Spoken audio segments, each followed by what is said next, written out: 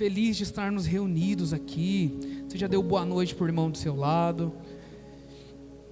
Feliz de estarmos reunidos. Como é bom estar reunido com a igreja do Senhor Jesus. Eu gostaria de compartilhar uma mensagem com os irmãos. Eu iniciei brevemente no domingo, na abertura de culto, falando sobre o cego de Jericó. E hoje eu vou dar continuidade. Se você não ouviu o corte de domingo, volta lá na transmissão, acompanha, tá bom? Então é um spoiler da ministração de hoje. Se eu pudesse dar um tema a essa mensagem, e eu o dei, se chama Pelos Olhos da Fé. Os Olhos da Fé, amém? Então anota aí, os Olhos da Fé. E nós vamos falar sobre esse cego, só que quanto mais oração, mais poder. Vamos orar para começar? Jesus, nós acabamos de louvar e cantar ao Senhor, dizendo que Tu é digno de tudo, Jesus. O Senhor é digno de todo esforço, o Senhor é digno de toda atenção. O Senhor é digno, Jesus, de nós prestarmos um culto ao Senhor. O Senhor é digno de tudo que nós temos e de tudo que podemos fazer e também daquilo que não conseguimos fazer. O Senhor é digno, Senhor. Então, Jesus, que nada roube a nossa atenção, que nada roube, Jesus, a nossa devoção, que nada roube o nosso culto. Nós te pedimos, Senhor, que a Tua palavra, assim como uma espada, penetre ao nosso coração, penetre ao meu coração, que a Tua palavra fale, Jesus, ao coração da Tua igreja, e nós cremos que ela não voltará vazia, Senhor. Então, que cada um, Jesus, receba da parte do Senhor aquilo que o Senhor quer falar, aquilo que o Senhor quer fazer, baseado na Tua palavra, baseado na Tua verdade, que pode nos libertar, Senhor. Nós cremos. Amém? Amém. Gostaria de ler com vocês o Evangelho de João, capítulo 9, a partir do verso 1. Evangelho de João, capítulo 9, a partir do verso 1.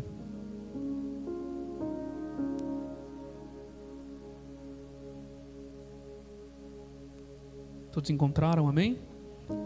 Diz assim: caminhando Jesus, viu um homem cego de nascença, e os seus discípulos perguntaram: Mestre, quem pecou, este ou seus pais, para que nascesse cego?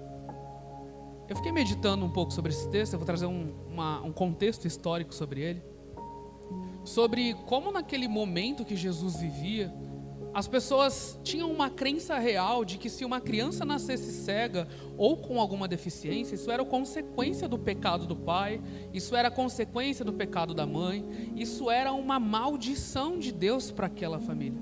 Então os judeus acreditavam nisso, os discípulos também acreditavam nisso.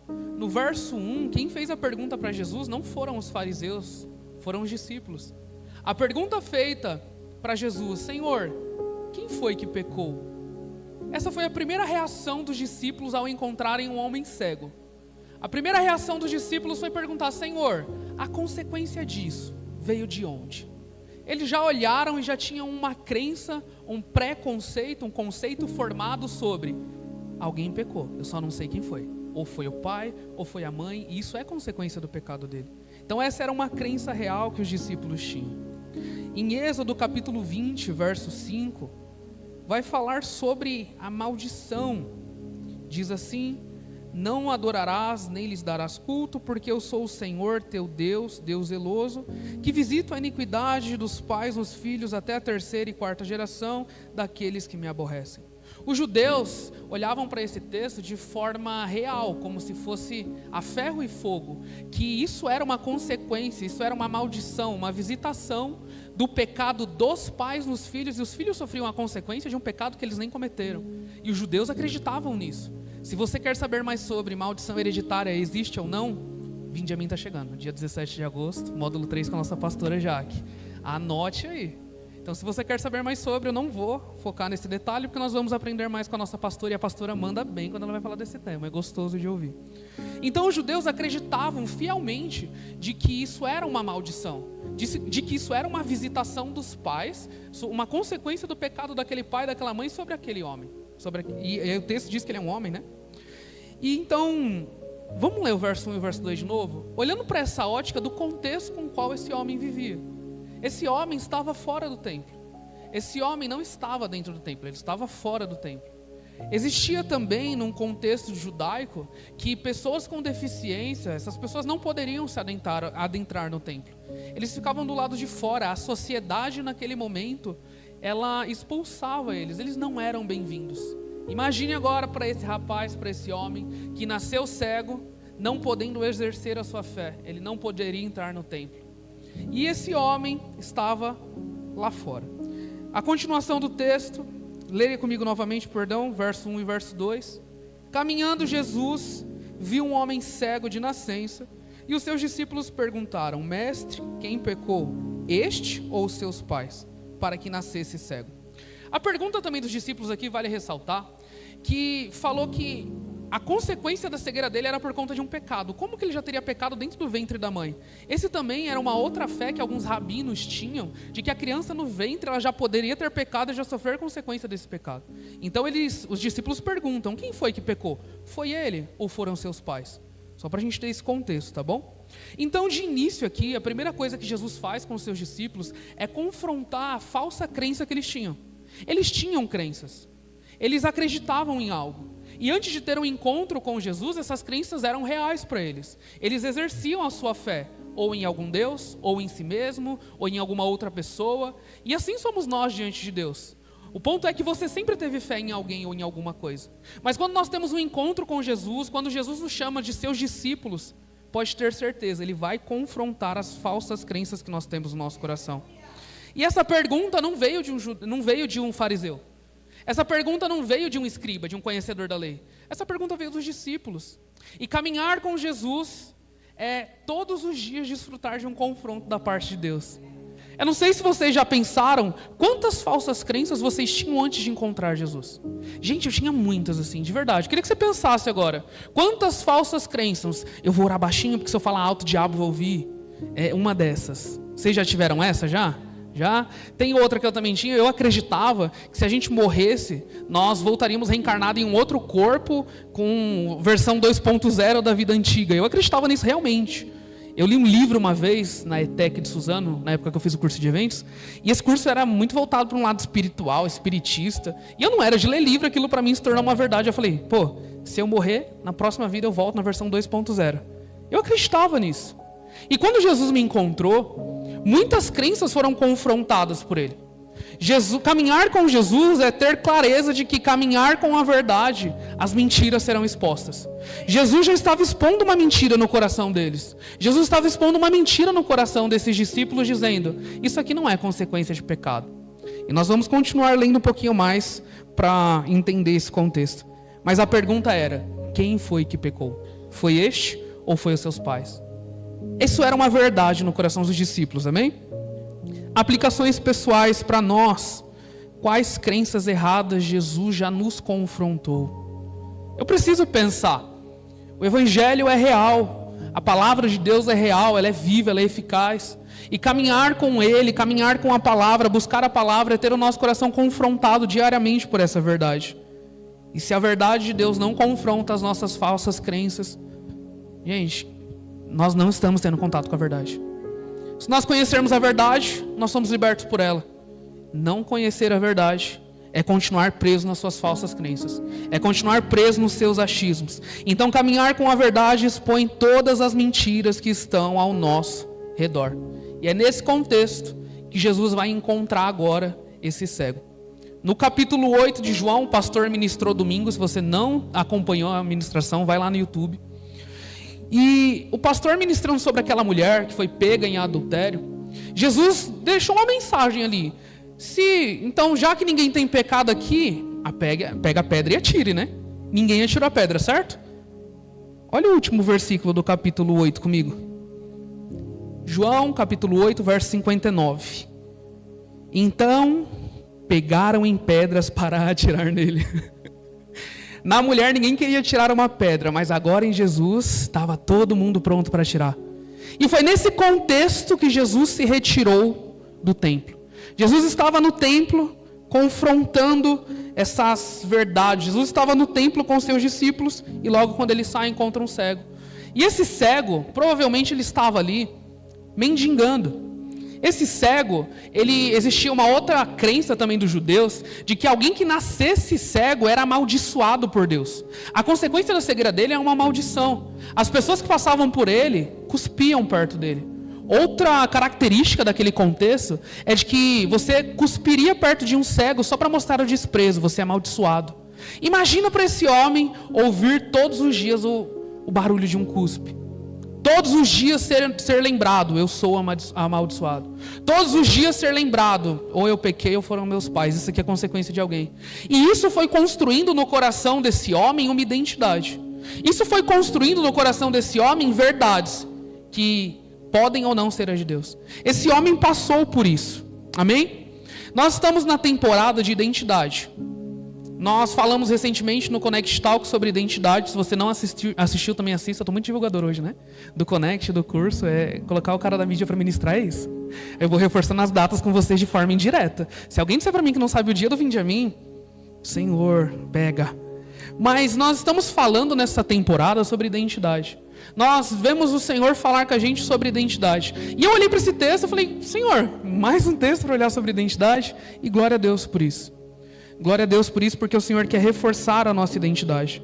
E agora nós vamos continuar falando sobre esse homem, esse cego. E eu gostaria de trazer outros contextos para nós. Na epígrafe de vocês está escrito o quê? Na epígrafe, lá em cima, no título, em cima do versículo 1. Na de vocês está escrito como? Jesus curou um cego de nascença. Ele já nasceu cego? Então ele já nasceu assim, certo? Ele teve como escolher isso? Foi opção? Quero ou não quero? Dá ou não dá? Foi sem opção. Ele já nasceu cego. Então na minha está assim, a cura de um cego de nascença. Então esse homem já nasceu cego. Esse homem, perante aquela sociedade, já nasceu amaldiçoado. Esse homem, perante aquela sociedade, já nasceu sendo rejeitado. Ele não era bem-vindo. Ele não fazia parte daquele povo. Ele era rejeitado por esse povo. Então a identidade que foi ministrada ao coração desse homem, as palavras que ele ouviu e que construiu um caráter sobre ele, identidade sobre eles, eram: você é consequência de um pecado. Isso é um castigo de Deus. Você é amaldiçoado. Essas eram palavras que esse rapaz cresceu ouvindo, desde pequeno.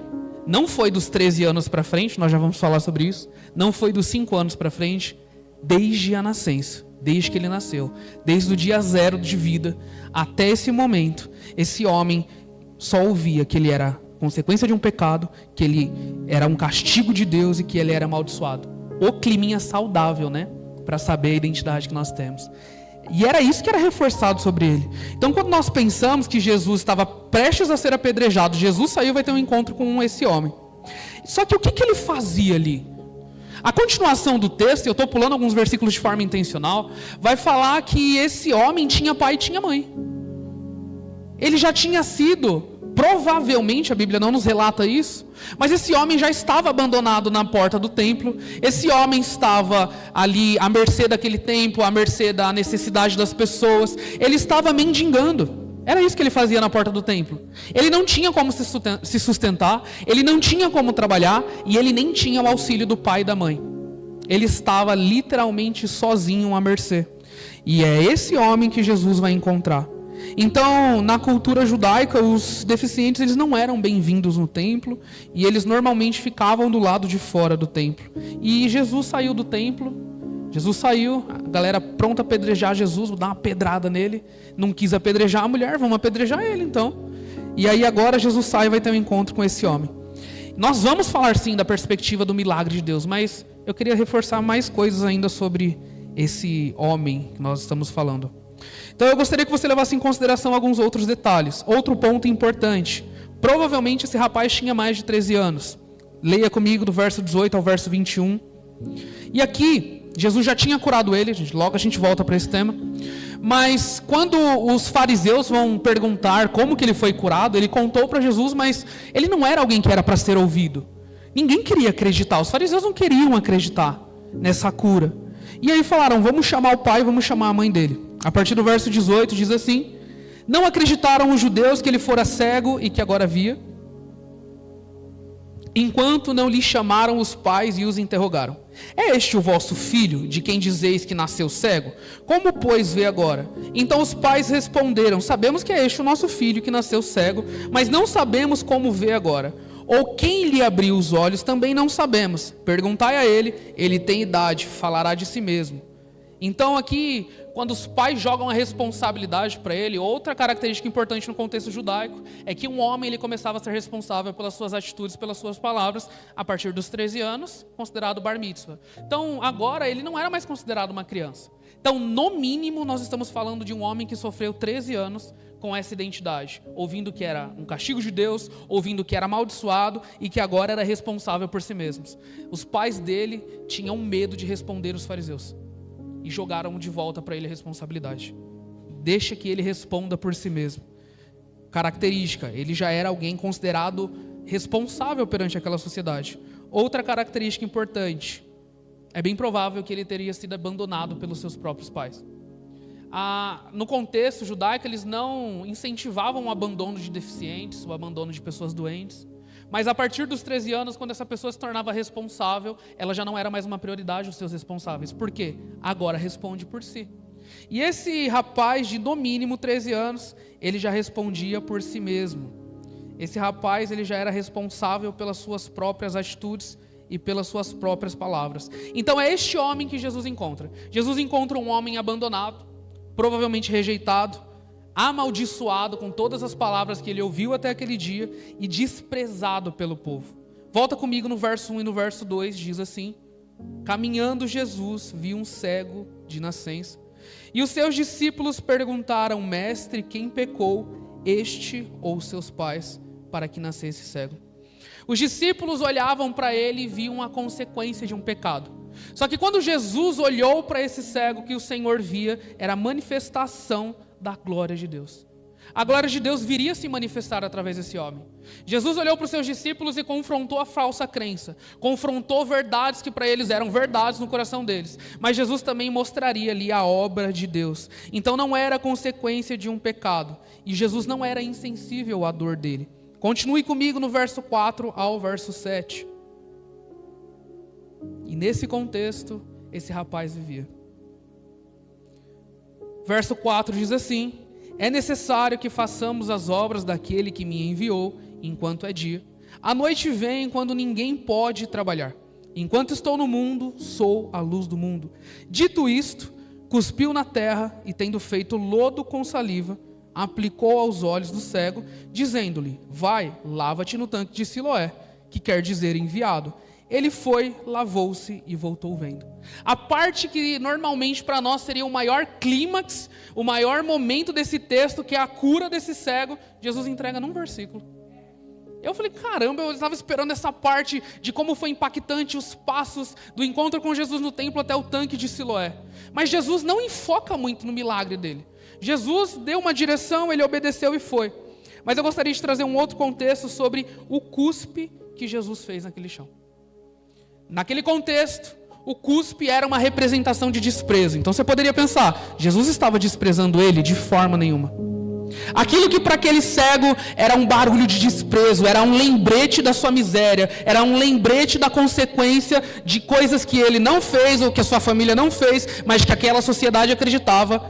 Esse barulho para ele era esse desprezo. Mas Jesus usou daquilo que para ele era um lembrete de desprezo para trazer restauração, para trazer cura. Jesus não cuspiu como um sinal de desprezo, mas como um instrumento de cura. E foi através de um cuspe de Jesus no chão, fazendo lodo, que Jesus restaurou a visão desse homem, mas como um instrumento de cura. Então o que antes para ele era humilhação, agora na verdade se tornou um instrumento na mão de Deus. Era só um cuspe.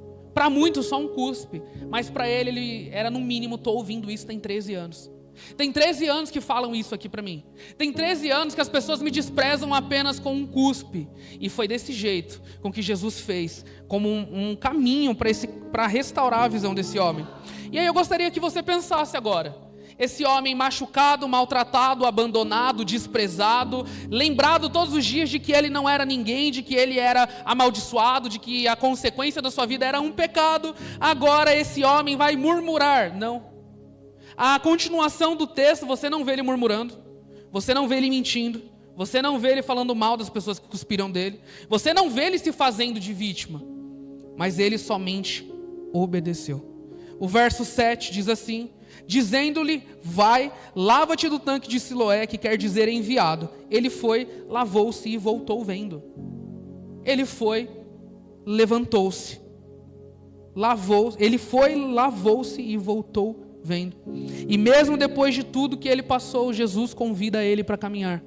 Ele poderia ser mais uma vítima da sociedade. Olha, eu não sei se vocês já se sentiram assim, vítimas da sociedade. É difícil de onde eu venho, é difícil o que eu faço, é difícil o que eu falo. Eu sou uma vítima da sociedade, mas eu preciso olhar para isso e entender: Jesus me convida para caminhar. Jesus, quando olhou para esse cego, não considerou as coisas que ele passou como um problema para alcançá-lo, mas na verdade, a oportunidade de convidar ele para caminhar. Ei, vá até o tanque de Siloé, você precisa caminhar. Outra característica importante, do encontro de Jesus com ele até o tanque de Siloé, dava cerca de 10 a 15 minutinhos andando para a gente. E agora para um cego? Vocês já viram um cego andando na rua? O que para a gente é 10 minutos, para eles são 30. O que para a gente é simples, para eles é a maior dificuldade. Ele vai andar sem saber onde vai pisar. Ele vai dar um passo sem saber o que pode acontecer. Qualquer passo para um cego, num caminho onde ele precisava ir, é um risco de vida, gente. Nós temos idosos que morrem porque tropeçam e caem. Estamos falando de características reais e fisiológicas. E existia aqui, parece, a insensibilidade de Jesus. Jesus, o Senhor não poderia curar ele aqui? O Senhor não poderia ter feito aqui? Para que foi me inventar de mandar esse cara aí para o tanque de Siloé? O Senhor estava no templo, ele estava na porta do templo, problema resolvido. Aquele que pode curar e o que precisa de cura. Acabou. Simples, vamos resolver um problema dele. Imagina essa característica. Na nossa cabeça é assim, né? Só que agora Jesus convidou esse homem para caminhar. Jesus chamou ele para caminhar em obediência e em fé. E só por isso ele pôde desfrutar de um milagre. Ele caminhou, ele não resmungou. Ele não olhou para Jesus e disse assim: Jesus, eu já estou aqui há tanto tempo. Jesus, eu já fiz tanta coisa. Eu já ouvi tanta coisa. Ele não era uma vítima da sociedade. Por mais que aquela sociedade o enxergava como uma vítima, ele não se enxergava como uma vítima. Ele ouviu Jesus, ele não conseguia ver, mas ele conseguia ouvir. Ele conseguiu ouvir a voz do Senhor dando uma única direção: levante-se e vá até o tanque de Siloé. Levante-se e caminhe. E esse homem precisou abandonar esse lugar de conforto, lugar de estabilidade. Provavelmente ele já estava ali durante o dia, durante a semana. Será que ele não perdeu a parte premium do templo? Sabe aquele cantinho que você fala assim: esse cantinho é meu? Vou dar um exemplo prático. CPTM, aquele banquinho livre que não está encostado com ninguém. Eu amo esse banco, ontem eu consegui sentar nele. Hoje eu vim de pé. Na verdade, hoje me jogaram dentro do trem. Me levaram até lá. Mas eu encostei num cantinho. Sabe aquele cantinho que não tem aquela parte curva, que você encosta as costas corretinhas? Falei, ô lugar privilegiado. Ô, coisa boa. Imagina que esse homem já conhecia muito bem ao redor do templo. Já era um ambiente que era normal para ele. Já estou familiarizado. Já estou aqui tem um tempo, estou sozinho mesmo. Ele teve que abandonar esse lugar de conforto para caminhar a partir de uma palavra de Jesus. Se Jesus te der uma palavra, irmão, caminhe, pelo amor de Deus. Não olhe as suas limitações, não olhe as suas faltas, apenas caminhe sobre a palavra do Senhor. Se o Senhor não te deu uma palavra, hoje Ele pode estar te dando uma palavra. Ou se o Senhor já te deu uma palavra, hoje Ele pode estar te lembrando: caminhe sobre a palavra que eu já te dei. Às vezes nós queremos algo novo, eu quero uma nova palavra, uma nova sensação. Eu imagino esse cego, eu quero uma outra pessoa, uma outra experiência, um outro cuspe. Não, Jesus convidou ele para caminhar. Nós somos convidados por Deus para caminhar. E para a sociedade ele era mais um. Para aquela região ele era mais um. Imagina quantos cegos não tinham na porta daquele templo. Ambiente tranquilo. A junção dos cegos ali na porta do templo. Olha que rolê legal, ninguém sabia para onde estava olhando, todo mundo meio perdido. Chegamos aqui, ninguém sabe o que está acontecendo. Um monte de cego reunido na porta do templo, um monte de deficiente reunido na porta do templo. E foi nesse cara que Jesus encontrou. Então, para aquela sociedade, ele era mais um cego. Para aquela sociedade, ele era mais um mendigo. E agora eu gostaria que você pensasse: quem éramos nós diante de Deus? Mais um drogado? Mais um perdido? Mais um prostituto? Mais um homossexual? Mais um o quê? Quando nós olhamos para esse texto, eu vejo da parte de Deus um confronto direto aos estigmas que nós definimos, as palavras que nós definimos, as personalidades que nós definimos. Jesus permitiu que aquele cego enxergasse pela fé o que os fariseus não poderiam ver com os olhos. Os fariseus estavam diante do próprio Cristo, mas não o enxergavam. Os fariseus estavam diante do Filho de Deus, mas não conseguiam ver. E o confronto é que Jesus faz com que um cego que não tinha visto ele, conheça ele. Jesus faz com que esse cego seja uma referência. Então os fariseus viam mais um Jesus. Tinham muitos Jesus naquele período. Muitos apareciam dizendo que era Jesus. Só que agora o cego estava vendo Cristo, o Filho de Deus, o enviado do Senhor. Você já parou para pensar quantas vezes nós não definimos a identidade das pessoas pelos pecados que elas cometem? Ele é cego, ele é amaldiçoado. Olha lá uma prostituta. Olha lá um homossexual. Olha lá um drogado, um mendigo. E nós olhamos para as pessoas definindo quem elas são a partir dos pecados que elas têm. Mas essa não é a visão de Jesus. A visão dos discípulos, amaldiçoado. A visão de Jesus, propósito de Deus. Então a visão do Senhor é diferente da nossa.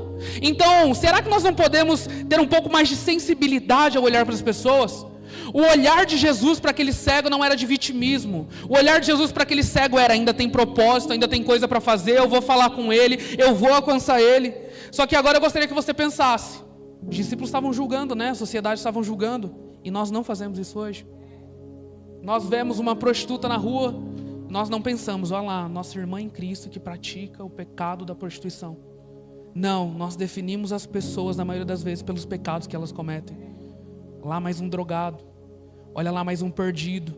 Olha lá mais um sujo. E nós não conseguimos enxergar assim como o Senhor enxerga. Que o Senhor nos dê sensibilidade para enxergar com os seus olhos.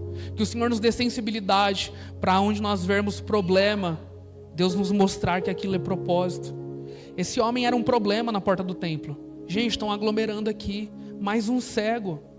Só que para Jesus era propósito. Então, esse homem, e eu aprendi com meu amigo Giovanni, que você não é o que você está. Você é quem Deus diz sobre você. A prostituta não é como ela está. Ela é quem Deus diz sobre ela. E a gente olha uma mulher que no texto anterior tinha acabado de ser pega em adultério. E Jesus não olha para o pecado dela, Jesus olha para o coração dela. E a última direção de Jesus para ela foi: vai, não peques mais. Eu estou te falando que às vezes nós definimos a identidade das pessoas a partir dos pecados que elas cometem. Mas eu também aprendi com o meu líder Tiago que meia dúzia de pecados não definem quem você é. Os nossos pecados não são nossa identidade. Os pecados que você comete não definem quem você é. O que define quem você é o seu Deus. Se o seu Deus é o seu pecado, se arrependa hoje em nome de Jesus e receba a identidade de Deus. Você não é quem você está. Você é quem Deus diz sobre você. Você é o que a palavra diz sobre você. Nós poderíamos ser mais um cego perdido na porta do templo, mais um cego que cresceu ouvindo que era um problema, que era resultado de uma relação sexual que não deveria ter acontecido, mas para Deus não era isso. Ele era a exata expressão da vontade de Deus, para Deus manifestar a sua glória naquele templo. Era Deus manifestando a sua glória na porta do templo. Não foi do lado de dentro, foi do lado de fora. Deus manifestando a sua obra e o seu poder através de um cego. Era esse cego que Jesus estava encontrando. O seu pecado não define a sua identidade. Pode ser que a sociedade tenha definido uma identidade para você. Pode ser que a sociedade tenha definido características sobre você. Pode ser que a sociedade tenha lançado palavras sobre você até hoje. Mas quando Jesus nos encontra, Ele muda tudo. O encontro com Jesus muda toda a nossa história. Era só mais um cego na porta do templo. Era só mais um amaldiçoado. Era só mais um perdido. Mas para Jesus era um filho de Deus que estava na porta do templo. Para Jesus era a oportunidade de manifestar a glória de Deus. Será que nós podemos enxergar com a mesma ótica de Jesus? Será que nós conseguimos sair da porta da igreja para fora e olhar para essas pessoas e enxergar: ainda existe o propósito de Deus? E eu não sei vocês, mas quantas vezes eu mesmo não me enxergava? Quantas vezes eu mesmo não me via? E as pessoas definiam características sobre o Jonatas, as pessoas definiam a minha identidade, as pessoas definiam o que elas achavam sobre mim, e o que elas falavam era tão verdade para ela que às vezes acabava se tornando uma verdade para mim. E eu vou te lembrar que caminhar com Jesus é ter as suas falsas crenças confrontadas. E caminhar com homens e mulheres de Deus é ser lembrado sobre a identidade que Deus tem para nós. Quantas vezes a pessoa que está do seu lado não lembrou a sua identidade para você mesmo? Quantas vezes você não foi lembrado que você é filho de Deus através de uma palavra da pessoa que está do seu lado, através de um discípulo que você caminhou? É importante caminhar com os discípulos de Jesus, gente. Caminhe com os discípulos, esteja próximo pelo amor de Deus. Às vezes a gente esquece de quem a gente é, e é bom ter pessoas à nossa volta nos lembrando de quem nós somos. É importante demais. Eu lembro de muitas vezes, eu não tenho a mínima ideia do que Deus estava fazendo, mas vinha o meu pastor, olhava no fundo do meu olho e falava assim: filho, você vai ser grande. Filho, Deus tem um negócio com você. Filho, o Senhor te escolheu. Eu lembro de muitas vezes eu estar perdido, lascado. Vinha o Tiago, olhava para mim e falou: Jonas, você é filho amado. Jonas, você é escolhido pelo Senhor. E não era que Deus vai te dar isso, Deus vai te dar aquilo. Era a minha identidade sendo reforçada pelo povo de Deus. Era a multiforme sabedoria de Deus sendo manifesta através do povo dele. E Deus nos lembra a sua identidade. Deus lembra que Ele nos chamou para ser. Deus lembra a origem que Ele tem para nós. O Iago compartilhou recentemente que quanto mais eu conheço de Deus, mais Ele me revela quem eu sou. Eu preciso me aplicar em buscar a Deus. Eu preciso me aplicar em conhecer ao Senhor. Eu preciso estar disposto a ouvir as verdades que Deus tem para dizer, porque às vezes Deus já falou, mas a gente não quis ouvir. Deus já falou, mas nós somos vítimas. Deus já falou, mas nossa, para mim, comigo sempre é diferente. Continua comigo, no verso 8, diz assim: esse homem agora voltou a enxergar. Na verdade não voltou, porque ele nunca enxergou, né? Ele sempre foi cego. Esse homem começou a enxergar. Agora pergunta: quem é Jesus para ele? Ele não conhecia o rosto de Jesus. Ele não conhecia o rosto dos seus pais. Ele não conhecia o rosto de ninguém. Não conhecia. Quem era Jesus para ele? Ele não conhecia Jesus visualmente, não. Mas ele conhecia o toque do Mestre. E ele também conhecia a palavra do Mestre. Jesus falou com ele. Jesus tocou nele. E isso foram experiências que marcaram a vida desse homem. Continue comigo a partir do verso 8, dizendo: então os vizinhos e os que dantes o conheciam de vista como mendigo, perguntavam, como mendigo, aí ó, a identidade dele, o mendigo lá abandonado, vizinhos, fala de pessoas que estavam na região, perguntavam: não é este que estava sentado pedindo esmolas? Uns diziam: é ele. Outros: não, mas se parece com ele. E ele mesmo, porém, dizia: sou eu. E eu não sei vocês, quando eu me enxergo nesse texto, quando você, depois de um encontro com Jesus, Jesus te muda, você passa em lugares onde era um lugar de humilhação, era lugar de vergonha, e as pessoas enxergam algo em você, que era aquilo que você fazia, que era aquilo que você falava, que era aquilo que você praticava, mas quando nós recebemos a identidade de Deus, Ele fala assim: sou eu. Aquele mendigo na porta do templo, sou eu. Aquele cego, sujo, que não conseguia se limpar direito, sou eu. E agora eu enxergo porque eu fui encontrado pelo Filho de Deus. E uns diziam: não é o mendigo? Outros diziam: parece com ele, mas não é não. Mas ele mesmo dizia sobre si: sou eu. Será que nós nos esquecemos de quem nós éramos diante de Deus? Quando Jesus mudou a história desse homem, quando Jesus encontrou esse homem, quando Jesus curou a visão desse homem, ele precisava se lembrar de quem ele era. Ele precisava se lembrar de onde ele saiu. E aquilo que pode ser que para muitos era problema, para ele era propósito. Quem você era? Às vezes a gente está perdido em quem nós somos, porque esquecemos de quem nós éramos. Esquecemos de onde foi que Deus nos tirou. Esquecemos de onde foi que Deus nos libertou. E não nos lembramos mais do que Ele tem feito. Foi com maravilhas que o Senhor te encontrou. Foi a graça de Deus te encontrando. Nós não queremos ser aquele povo que desfrutou das maravilhas de Deus no deserto e esqueceu de quem Ele era. O povo no Egito viu as maravilhas de Deus. O povo no Egito caminhou com Deus, caminhou com a presença de Deus, mas se esqueceu de quem Ele era. Se esqueceu do que Deus fez. Se esqueceu do que Deus fez. Será que nós hoje também não nos esquecemos do que Deus fez para nos trazer até aqui? Nos esquecemos de quando nós orávamos para ter o que nós temos hoje. Nos esquecemos de quando nós pedíamos com clamor para Deus para ter aquela Bíblia. Nos esquecemos quando pedíamos com clamor para Deus para ter irmãos para caminhar junto. E hoje nós temos e não somos satisfeitos. Hoje nós temos e nada está bom para a gente. Hoje nós temos e para mim não dá não. Não é tudo que eu imaginei. Uns diziam é ele, outros diziam não, mas se parece com ele. Já começou a mudar, né? acabou de ter um encontro com Jesus, o pessoal falou assim, parece, já tem uma mudança ali nele. Mas ele mesmo dizia, sou eu. O seu passado fazia parte do propósito de Deus. Tudo o que esse rapaz passou, ele confiou em Deus. Você não vê ele murmurando, você não vê ele reclamando, você não vê ele se fazendo de vítima. Você vê ele apenas obedecendo e crendo. Obedecendo e crendo. E que simples é a profundidade da vida que esse homem tinha com Deus. Obedecer e crer. Ele não pediu nada, ele obedeceu. Ele somente creu. Ele obedeceu e ele creu. E eu não sei se vocês olham para o seu passado, para tudo que te trouxe até aqui, e nós podemos nos esquecer disso. E não é com orgulho que eu falo, de todos os pecados que eu cometi, da vida que Deus me tirou, mas é com alegria que eu falo, foi Ele que foi lá me encontrar. Foi o próprio Senhor indo te encontrar. Você não foi encontrado por qualquer pessoa. Aquele que te comprou, aquele que te comprou, aquele que pagou o preço pela sua vida não é qualquer um. Ele é o Cristo, o Filho de Deus, que te encontra nessa noite.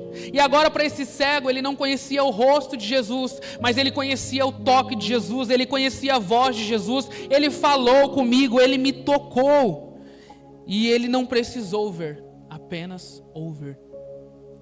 A partir do verso 35 diz assim, Evangelho de João, capítulo 9, volta comigo no verso 35, diz assim: ouvindo Jesus que o tinham expulsado, encontrando-o, lhe perguntou. Ó, Jesus encontrando ele aí de novo. Mas Jesus esperou ouvir que ele tinha sido expulso do templo. Crês tu no Filho do Homem? Ele respondeu e disse: quem é, Senhor, para que eu nele creia? Ele ainda não conhecia a face, ele ainda não tinha visto Jesus. E Jesus lhe disse: já o tens visto, e é o que fala contigo. Agora Jesus se apresenta para ele. Jesus começou uma obra tão linda na vida desse homem que nem precisou se mostrar para ele. Jesus começou algo tão incrível na história desse homem que nem precisou se mostrar para ele. Só depois que Jesus vai se revelar para esse homem. Então, afirmou ele: creio, Senhor, e o adorou. O que havia no rosto de Jesus? O que havia na presença de Jesus? Que fez com que esse homem que acabou de reconhecer, o homem que o curou, o homem que o ajudou, o homem que tirou ele daquela vida de miséria, a resposta desse homem mediante a obra de Deus foi adorar. A resposta desse homem diante de tudo que ele poderia fazer. Ele poderia ter saído correndo falando para todo mundo. Ele poderia ter voltado para casa: mãe, pai, voltei a enxergar. Os pais já até sabiam disso, porque já haviam sido confrontados no templo. Mas a resposta desse homem, mediante a tudo que Deus fez, foi adorar. Ele foi adorar o Senhor. Ele foi adorar porque ele encontrou o Mestre. Ele encontrou aquele que é digno de toda adoração. Prosseguiu Jesus: eu vim a este mundo para juízo, a fim de que os que não veem vejam, e os que veem se tornem cegos. Algum dentre os fariseus que estavam perto dele perguntaram-lhe: acaso também nós somos cegos? Respondeu-lhe Jesus: se fosseis cegos, não teríeis pecado algum, mas porque agora dizeis, nós vemos, subsiste o vosso pecado. Jesus usou um cego para mostrar para quem via que eles não poderiam ver aquilo que só um cego poderia enxergar através dos olhos da fé. Através dos olhos da fé, esse homem olhou para Jesus. Ele creu no Cristo. Ele caminhou sobre a sua palavra. Ele teve fé. E Jesus volta para encontrar ele, para mostrar para ele que o caminho, a porta de entrada era pela fé. Crês tu no Filho de Deus? Creio. E aí Jesus se revela para ele: é esse quem você está ouvindo. É esse quem você está vendo. E eu não sei se você se enxerga hoje na perspectiva desse cego, de quantas desculpas você poderia dar, de quanta coisa aconteceu para você chegar aqui hoje. Mas quando Jesus nos encontra, as desculpas não têm mais lugar no nosso coração. Quando Jesus nos encontra, a sociedade não tem uma voz maior que a dele, porque ele criou tudo isso aqui. E talvez mentiram para você. Eu tenho certeza que em algum momento mentiram para você. Falaram coisas sobre você que definiram quem você é, o que você sentiu, o que você desejava a partir daquilo que te falaram. Mas quando Jesus nos encontra, ele tem uma identidade para nós. Quando Jesus nos encontra, ele nos traz de volta. Quando Jesus nos encontra, ele exerce a obra de Deus. E Jesus tinha um propósito: exercer a obra de Deus. E foi assim que ele encontrou a vida desse jovem, desse homem. Existem 3 grupos aqui. E eu já estou partindo para o encerramento. Existe o grupo dos discípulos, que tinham muitas crenças erradas sobre. Eles acreditavam em muitas coisas, mas agora caminhavam com o Mestre. Eu não sei se você se identifica com esse grupo, de que mesmo caminhando com Jesus, nós ainda temos falsas crenças no nosso coração. Existe um outro grupo, o grupo dos fariseus, um grupo religioso, que foi impedido de ver o milagre acontecer diante dos próprios olhos. O Mestre passou e ninguém viu. O Mestre fez milagre e ninguém viu. Jesus tinha vida para entregar e ninguém recebeu. Eles estavam cegos. Eles podiam ver, mas eles não conseguiam enxergar Jesus. Eles estavam cegos. E existe um terceiro grupo aqui, que são cegos. Os rejeitados, os abandonados, os que para muitos eram considerados amaldiçoados, os que andavam na escuridão, mas agora estão prontos para obedecer e caminhar pela fé. Eu não sei se você se identifica com algum desses grupos, mas Jesus está aqui. E Ele vê aquilo que ninguém vê. O Senhor te enxerga na noite de hoje. Se você se encontra em um desses grupos, pense. Imagine estar diante da presença do Rei agora. Pois é o que está acontecendo. Você está diante da presença de Jesus, se coloque em pé. Jesus te chama para caminhar, mesmo sem enxergar. Ele te chama para obedecer, mesmo que você não entenda tudo. Ele te chama para um caminho de obediência, e é Ele mesmo quem vai abrir os teus olhos. Eu não sei vocês, mas quando eu olho para esse texto, eu falo: Senhor, eu preciso que os meus olhos sejam abertos. Senhor, eu preciso que as minhas falsas crenças caiam, para com que as escamas caiam. Eu quero, assim como esse cego, ter uma visão clara de quem Deus o chamou para ser. Se você se identifica hoje como um dos discípulos, se você se identifica como um dos fariseus, ou se você se identifica como esse cego, levante palavras ao Senhor, peça ajuda para Ele, peça o auxílio dEle, porque esse homem não tinha palavras de murmuração, de reclamação ou de vitimismo. Imagina o que é crescer a vida inteira ouvindo que você é amaldiçoado, que você é o reflexo do pecado de alguém, mas quando o Senhor encontra ele, o Senhor estabelece a identidade dele. O Senhor lembra os discípulos que mentiras não caminham com a verdade. O Senhor lembra os fariseus de que meias verdades não são a verdade completa. E o Senhor nos mostra através do cego que a verdade de Deus liberta. O maior milagre não foi o cego voltar a enxergar, é que agora ele cria no Filho de Deus. Ele creu no Senhor Jesus e esse é o maior milagre. Ele pôde começar a enxergar, mas agora não somente enxergar as pessoas, mas agora enxergar propósito na sua vida. Imagina o que é caminhar 13 anos sem saber do para que você nasceu. O que é caminhar 13 anos sem saber do porquê que você vive. Mas hoje o Senhor te encontra e Ele te fala, Ele tem um propósito sobre a sua vida. O Senhor tem uma identidade para você, uma identidade estabelecida antes da fundação do mundo, antes de você chegar nesse culto, antes de você falar qualquer coisa, o Senhor já tem determinado um propósito sobre a sua vida. Hoje é um convite do Senhor, um convite te chamando para caminhar em obediência e fé. A fé e a obediência é o que vai nos fazer desfrutarmos do milagre de Deus, é o que vai nos fazer desfrutarmos da direção de Deus.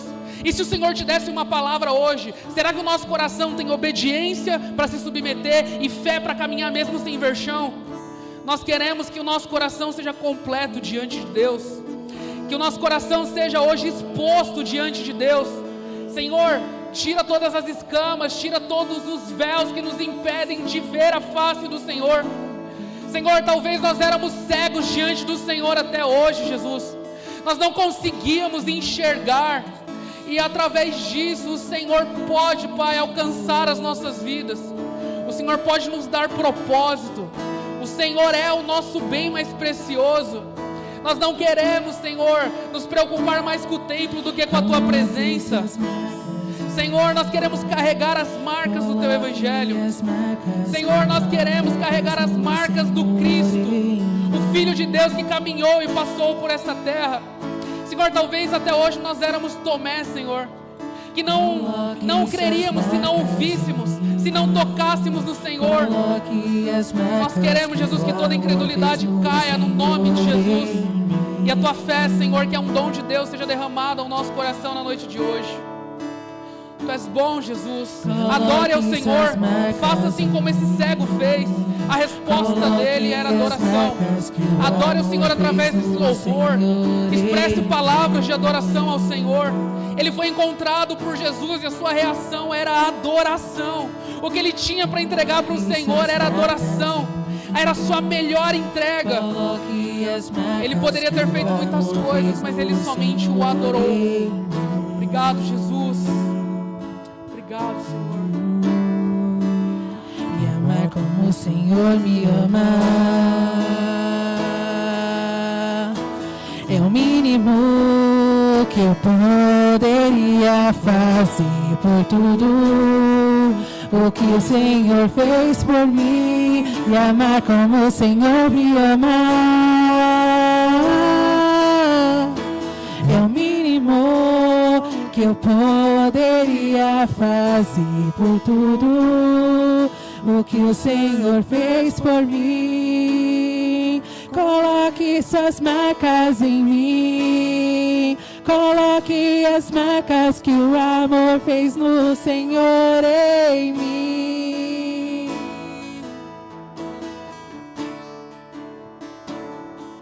Coloque suas marcas em mim. Coloque as marcas que o amor fez no Senhor em mim.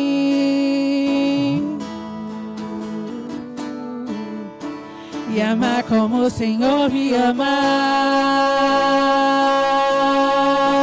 é o mínimo que eu poderia fazer por tudo o que o Senhor fez por mim. E amar como o Senhor me ama